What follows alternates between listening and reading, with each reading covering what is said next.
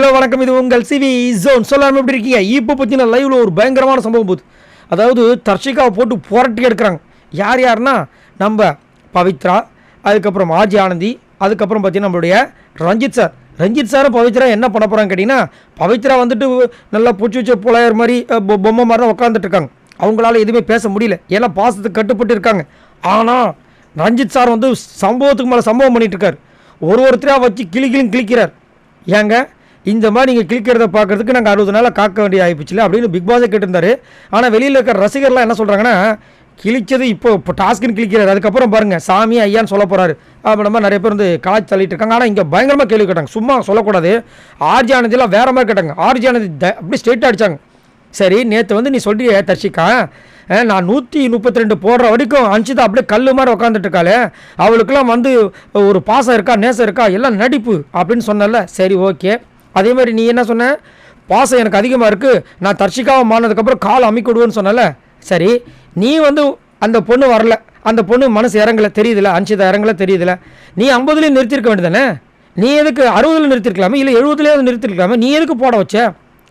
அப்படியே ஒரு சில பேருக்கு அந்த எந்த படத்தில் வருமோ டபால்னு அரைஞ்ச மாதிரி அந்த மாதிரி இருந்துச்சு கேள்விகள். அதே மாதிரி இன்னொன்று கேட்குறாங்க, அவகிட்ட நான் நிறைய வாட்டி சொன்னேன், போய் பவித்ரா கிட்ட பேசுன்னு, நீ பேசவே விரும்பலை. ஆனால் ஒரு டாஸ்க்குன்னு வந்தவொடனே அவளை போட்டு அந்த வெளுக்கிற. அதுக்கப்புறம் வந்துட்டு இந்த குத்தி விடுற வேலை, மஞ்சரி உன்னை இவ்வளோ அசிங்கப்படுத்த உனக்குலாம் வெக்கமா இல்லையான்னு கேட்குற. போய் சண்டை போடுன்ற பர்சனலாக இவ்வளோ பேச்சு பேசுறிய.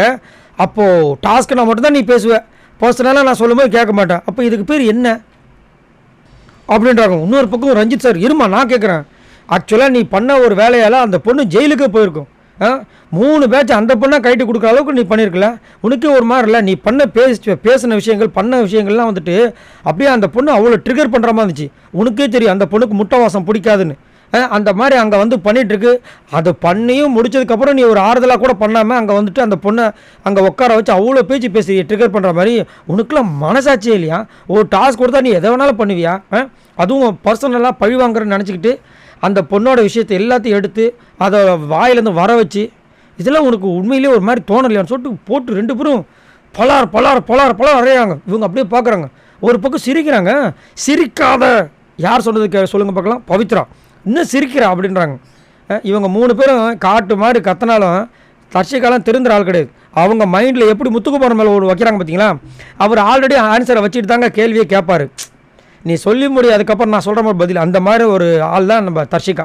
நேற்று வந்து ஜாக்லின் கிட்ட அவ்வளோ பேச்சு, நீ வந்து ஒழுங்காக நடிக்கிற, நீ வந்து சேஃப் கேம் விளாட்ற, நாங்களாம் வந்து இங்கே வந்து உயிரை கொடுத்து இது பண்ணிகிட்ருக்கோம் டாஸ்க் அப்படின்னாங்க. சூப்பர், நான் நல்ல டாஸ்க் உண்மையிலே நல்லா பண்ணிங்க, அது பாராட்டணும். சரி, ஓகே.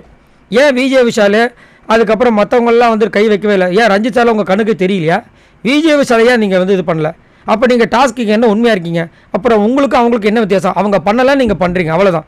உங்களோட வன்மத்தை நீங்கள் காட்டுறீங்க, அவ்வளோதான். அவங்க வன்மத்தை காட்டலை, என்னத்த சொல்ல. சரி, நீங்கள் உங்களோட கமெண்ட்ஸை சொல்லுங்கள். தர்ஷிகாவோட கேம் உங்களுக்கு எப்படி இருக்குது? தர்ஷிகாவை இங்கே வந்து மாறி வந்து சரமறையாக கேள்வி கேட்குறாங்களே, இதை பற்றி என்ன நினைக்கிறீங்க? மறக்காமல் கமெண்ட்ஸ் பண்ணுங்கள். பாய் நண்பர்களே.